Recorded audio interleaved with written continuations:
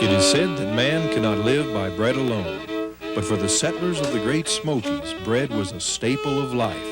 The grinding of corn into meal, wheat into flour, was vital to the survival of the mountain people. The water mill became one of the most important fixtures in the landscape of the Smokies.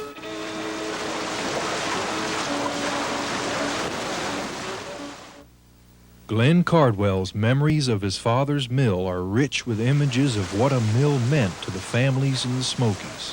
When you conquered a part of the wilderness, a mill was almost a second nature to building. You might build your dwelling house first, but you certainly went into building that mill because you needed that mill for a source of bread.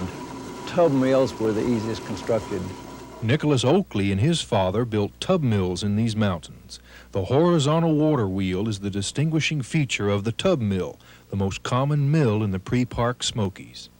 This is a staff right here. It raises up to make the coarse and fine meal. Raise it up to make coarse, let it down for fine. And here's where the water comes into the wheel to turn it around, turns around to the right. And then there's a staff that goes up into through the bedrock into the run rock.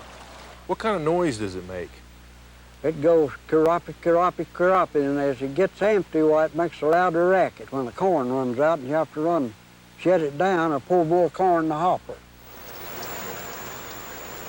Mills, it was a gathering place. Now, mills were a gathering place many times when you weren't really grinding corn. It was a gathering place for people to talk on rainy days, on days when you didn't have anything else to do, but definitely on those mill days when a person knew that their neighbor was going to be grinding the corn mill, they could always go down and swap talk.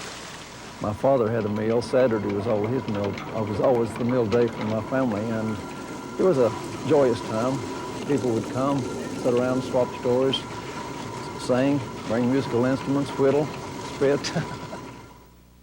Time hung heavy on mountain families, and when an invitation was come out to help a neighbor cover his barn or shuck his corn, there was usually a good turnout. When we get through shucking, they let us play in the shucks, and I'd cram corn down Polly Ogle's back, and she was bigger than me. She liked to whoop me. The slow, continuous turn of the great mill wheel has a distinct rhythm, one that is bound to the rhythms of nature, to the seasons that bring forth grains to be ground. For the mountain settlers, the water mill meant food, prosperity. It was and is a symbol of life itself.